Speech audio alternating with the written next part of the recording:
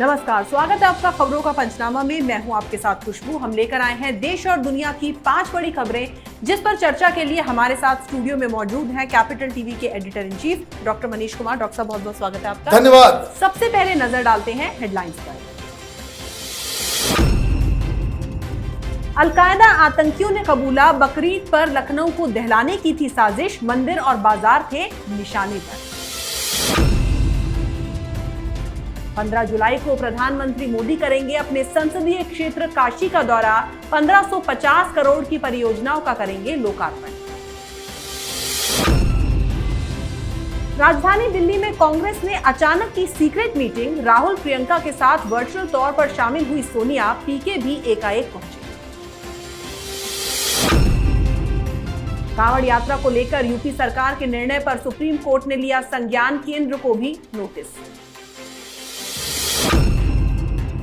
और पाकिस्तान में आतंकी हमला, चीनी इंजीनियर्स और सेना को लेकर जा रही बस में धमाका, 12 की मौत।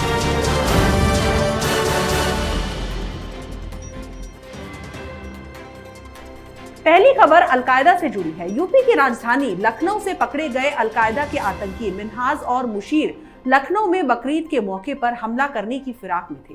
इन दोनों ने एटीएस की पूछताछ में कबूल किया है कि इन दोनों ने बीते दिनों अपनी बुलेट मोटरसाइकिल से पूरा शहर घूमा था और भीड़भाड़ वाले इलाकों की एक लिस्ट तैयार की थी। इनके निशाने पर लखनऊ के कई बड़े बाजार थे, जहां ये आत्मघाती हमला करने की फिराक में थे।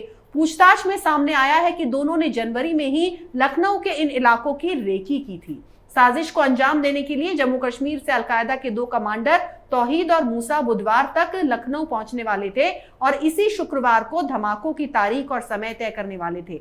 इस मीटिंग में धमाके के लिए मंगलवार का दिन चुना जाना था, क्योंकि इसी दिन बाजारों में सबसे ज्यादा भीड़ होती है। डॉक्टर साहब, ये तो वाकई दिल दहला देने वाली खबर है। वाकई दिल दहलाने वाली खबर है ये, और यूपी की एटीएस को धन्यवाद देना चाहिए कि लखनऊ में ब्लड बाथ होने से इन्होंने रोक लिया, प्रिएम्प्ट कर लिया और इन आतंकवादियों को इस हिसाब से पकड़ा कि एक गोली भी नहीं चलानी पड़ी।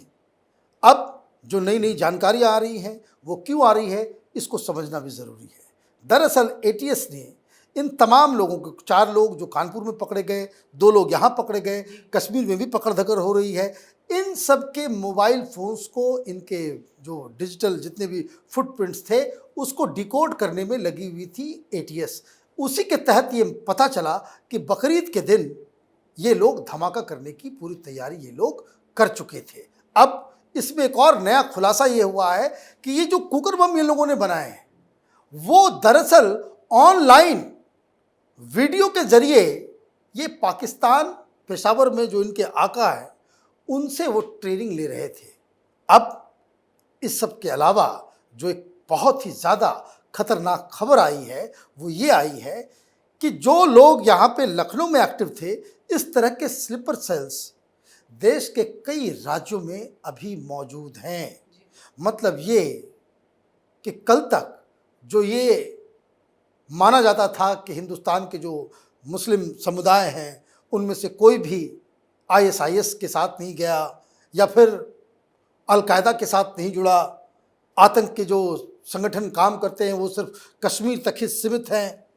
अब सिक्योरिटी एजेंसीज को, सरकारों को, हर राज्य की सरकार को, चाहे वो किसी भी पॉलिटिकल पार्टी की हो, उनको अब इस प्रॉब्लम को बहुत ही गंभीरता से लेना होगा।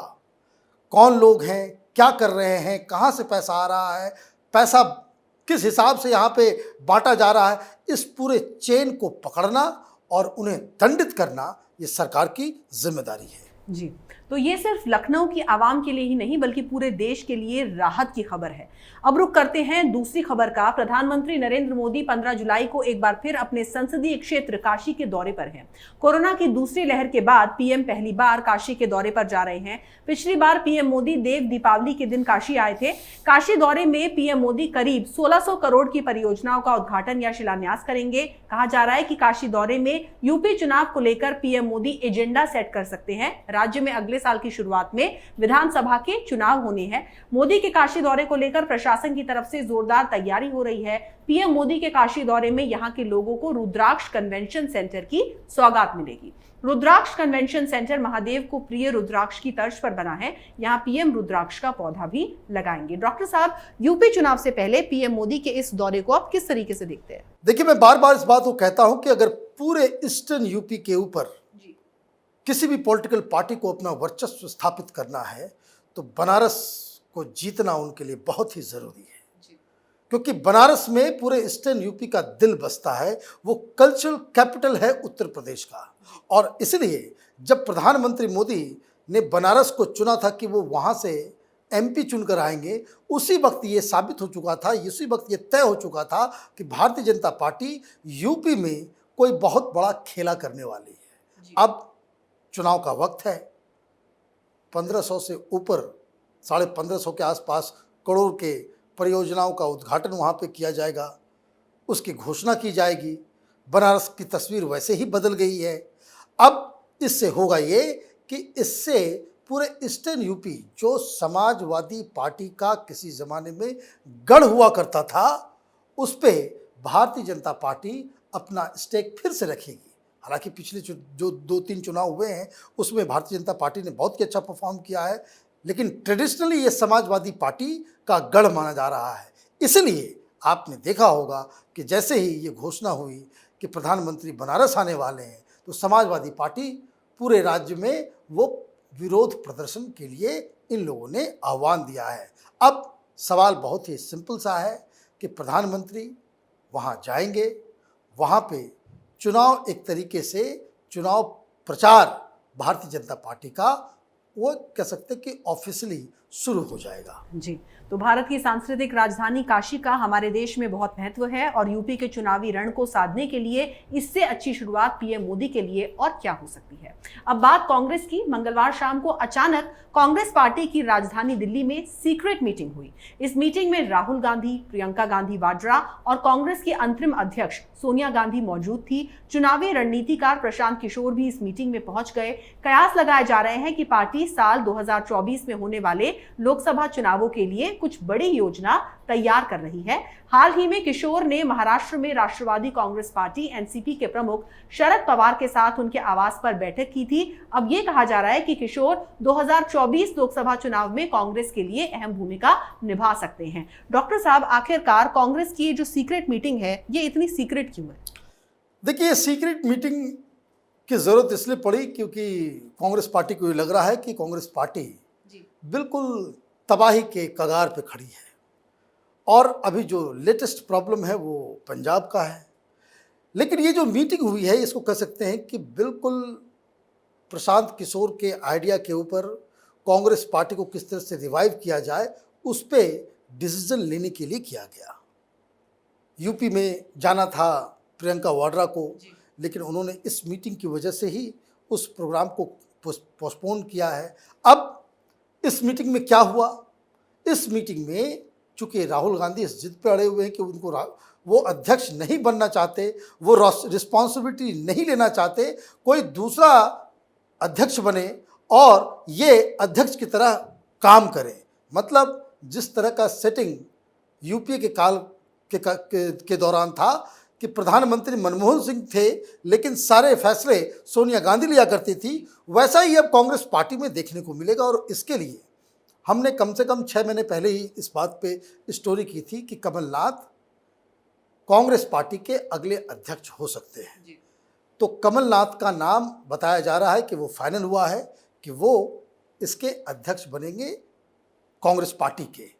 दूसरी खबर जो इस पूरी मीटिंग से आई है बाहर, वो ये आई है कि प्रियंका वाड्रा ने इस बात पे बहुत ही ज़्यादा जोर दिया है कि सिद्धू को पीसीसी चीफ बनाया जाए पंजाब में। मतलब ये कि पंजाब में बवाल अभी थमा नहीं है, उसको शांत करने की कोशिश की जा रही है। तो इस मीटिंग के बाद जो कांग्रेस की तरफ से जो कहा गया कि 3-4 दिनों के अंदर वो सेटलमेंट हो जाएगा और गुड न्यूज़ आने वाला है। अब ये गुड न्यूज़ है या बैड न्यूज़ है कांग्रेस पार्टी के लिए, ये तो अलग बात है, लेकिन खबर ये आ रही है कि नवजोत सिंह सिद्धू को प्रदेश अध्यक्ष बनाया जाएगा। तीसरी एक और खबर ये आई है कि चूँकि बंगाल चुनाव के बाद प्रशांत किशोर ने अपना वो फैसला सुना दिया था कि वो ज़्यादा दिन तक वो चुनावी रणनीतिकार का काम नहीं करेंगे, तो खबर ये आ रही है कि फॉर्मली प्रशांत किशोर कांग्रेस पार्टी को ज्वाइन करने वाले हैं। 3-4 ये बड़ी बातें इस मीटिंग से आई हैं, लेकिन इन सब से कहीं ज़्यादा बड़ी बात कांग्रेस पार्टी के लिए ये है कि इस मीटिंग में तय हुआ है कि जो कांग्रेस पार्टी का चाल चरित्र और चेहरा हर राज्य में जो प्रदेश कांग्रेस कमेटी है उसमें परिवर्तन किया जाएगा और इसके लिए बैठकें शुरू हो गई हैं। मतलब ये कि 2024 के लिए कांग्रेस पार्टी ने भी अपनी तैयारी शुरू कर दी है। जी, तो कांग्रेस की ये मीटिंग कितनी भी सीक्रेट क्यों ना हो, जब तक शीर्ष नेतृत्व में बदलाव नहीं होगा, जिसकी मांग G23 ने भी की थी, तब तक कुछ संभव नहीं हो पाएगा।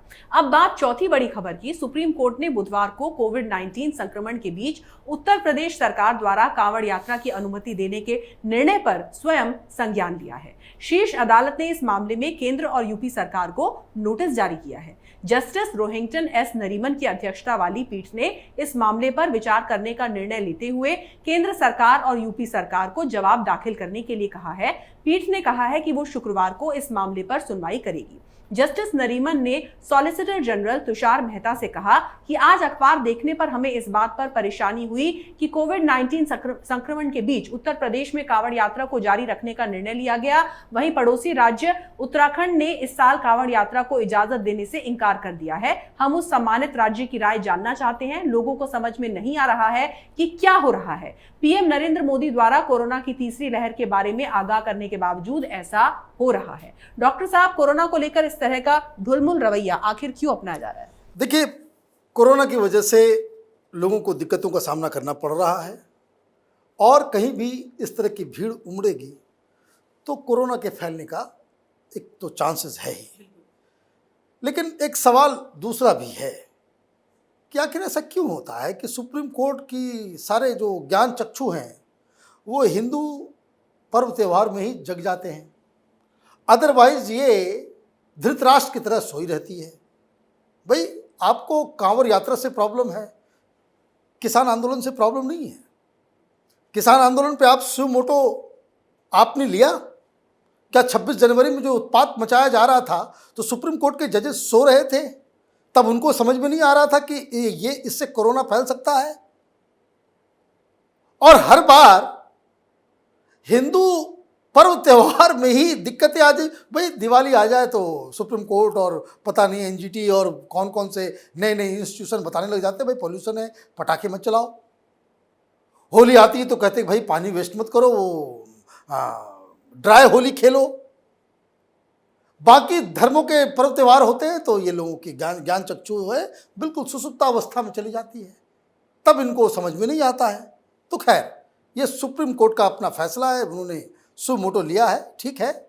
लेकिन अब इसके प्रोज एंड कॉन्स को भी समझते हैं कि दरअसल हुआ क्या है। हुआ ये है कि भाई योगी जी तो खुद भोलेनाथ के भक्त हैं, उनके द्वारा, उनके सरकार के द्वारा ये कैसे हो सकता है कि वो भोलेनाथ के भक्तों को वो ये कह दे कि भाई कांवड़ यात्रा नहीं चलेगी। तो सरकार ने फैसला किया भाई हम चलाएंगे, नोइंग दिस कि ये सुप्रीम कोर्ट या कोर्ट के अंदर कोई जाएगा तो उसको मना कर दिया जाएगा, प्लेन एंड सिंपल। लेकिन इसका दोष योगी जी अपने सिर पे नहीं लेना चाहते। उन्होंने फैसला कर दिया, सुप्रीम कोर्ट में मसला होगा, सरकार की तरफ से कहा जाएगा कि भाई हम सारी व्यवस्था के लिए तैयार हैं, सोशल डिस्टेंसिंग और सारे जो सैनिटाइजेशन वगैरह का जो सारा सिस्टम है उसको हम पालन करेंगे। लेकिन सुप्रीम कोर्ट का रुख बिल्कुल साफ है, वो मना कर देगी। तो मना कर दिया जाएगा तो भारतीय जनता पार्टी या योगी सरकार ये कहेगी भाई हमने तो कोशिश की, अब कोर्ट नहीं, सुप्रीम कोर्ट नहीं मना कर दिया तो हम क्या कर सकते हैं। तो ये इसका पॉलिटिकल एस्पेक्ट हो गया। लेकिन एक बात जो हर भारतीय के मन में ये सवाल उठना चाहिए कि जितने भी इंस्टीट्यूशंस हैं, चाहे वो एनजीटी हो, सुप्रीम कोर्ट हो, सारा कुछ हो, आप सुमोटो केसेस बड़े ही सिलेक्टिव तरीके से लेते हैं।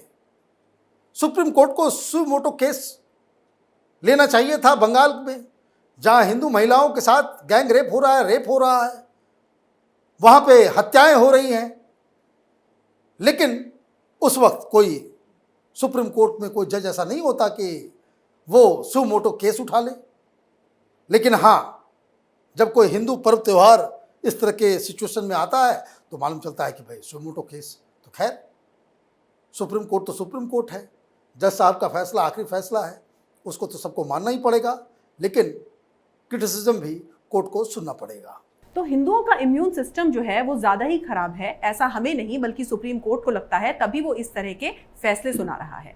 अब आखिरी खबर पाकिस्तान से जुड़ी है। पाकिस्तान में बड़े पैमाने पर आतंकी हमला हुआ है। चीनी इंजीनियरों और पाकिस्तानी सैनिकों को ले जा रही बस में आईईडी विस्फोट हुआ है। 9 चीनी इंजीनियर सहित 12 की मौत की रिपोर्ट है। कई घायलों की हालत गंभीर है। पाकिस्तान से मिली खबरों के मुताबिक बस दसू बांध पर काम कर रहे चीनी इंजीनियर्स को लेकर जा रही थी। बस में 30 इंजीनियर और कर्मचारी सवार थे। बस की सुरक्षा पाकिस्तानी सैनिक कर रहे थे और बस में अचानक ब्लास्ट हो गया था। डॉक्टर साहब, आतंकी हमले और बस में चाइनीज इंजीनियर्स का होना, इसमें क्या कनेक्शन है? देखिए, ये जो इलाका है जहाँ पे सारा कुछ हुआ है, वहाँ पे हाजरा ट्राइब के लोग हैं। ये लोग चाइनीज़ इन्वॉल्वमेंट को, जिस तरीके से वहाँ पे बेल्ट एंड रोड का पूरा सिस्टम जो चल रहा है, जो ग्वादर से जिंगजियांग तक के लिए, जो चाइना तक जाने के लिए जो रोड बन रहा है, वो उसी सीपैक का एक हिस्सा है। और इसलिए जो चाइनीज़ जो वहाँ पे काम कर रहे हैं, वो पाकिस्तान, आम पाकिस्तानियों के गुस्से के वो बाकायदा शिकार हो रहे हैं। ये कोई पहली घटना नहीं है, उसकी वजह कई सारी हैं। एक तो लोग चाइनीज़ इन्वॉल्वमेंट के खिलाफ हैं, दूसरी तरफ इस पूरे प्रोजेक्ट में पाकिस्तान को कुछ ज़्यादा फ़ायदा होता नज़र नहीं आ रहा, और ऊपर से आप इस तरह से कह सकते हैं कि कर्ज में और डूबते भी चले जा रहे हैं। खबर ये भी आ रही है कि भाई जो इमरान खान की सरकार है, उन लोगों ने चाइनीज़ को खुला छूट दे रखा है कि जो ग्वादर एयरपोर्ट है, वहाँ के आसपास के इलाके में चाइनीज़ वो एरिया को कैप्चर करते चले जा रहे हैं। तो एक तो चाइनीज़ इन्वॉल्वमेंट के खिलाफ वहाँ पे लोगों की नाराज़गी है, दूसरा इस सरकार को लेकर के भी है। और वहाँ पे जिस हिसाब से ये मसला, इसका हमने सुनाया, जो खबर आप दे रही हैं, 2 दिन पहले एक इस तरह का और ब्लास्ट हुआ था। ये वजिस्तान की तरफ हुआ था, जहाँ पे 10 आर्मी जो सुरक्षाकर्मी पाकिस्तान के, उनकी मौत हुई थी। वो भी इस तरह का ब्लास्ट था। तो पाकिस्तान में आतंकवादियों का वो तो पनाहगार रहा ही है। अलग अलग किस्म के आतंकवादी वहाँ पे ऑपरेट कर रहे हैं। अब तालिबान भी वहाँ पे एक्टिव होता चला जा रहा है। कई सारे लोग जो है वो बॉर्डर क्रॉस करके इधर आ रहे हैं। तो कहने का मतलब ये है कि पाकिस्तान अपनी नीतियों की वजह से ही इस तरह के सिचुएशन में फंसा है कि जिसमें उनके खुद के लोग, उनके खुद के तैयार किए गए आतंकी, उनके खुद के ट्रेन किए गए आतंकी, उनके ही लोगों की जान के दुश्मन बने हुए हैं। तो अभी जैसे ही अफ़गानिस्तान का मसला आगे बढ़ता चला जाएगा, पाकिस्तान में इस तरह के ब्लास्ट की संख्या जो है वो ज़्यादा होती चली जाएगी। जी डॉक्टर साहब, बहुत बहुत शुक्रिया इस तमाम जानकारी के लिए। धन्यवाद। तो खबरों का पंचनामा में आज के लिए बस इतना ही। देश विदेश की तमाम खबरों के लिए आप देखते रहिए कैपिटल टीवी। हमें लाइक करें, शेयर करें और कैपिटल टीवी को सब्सक्राइब करें। नमस्कार।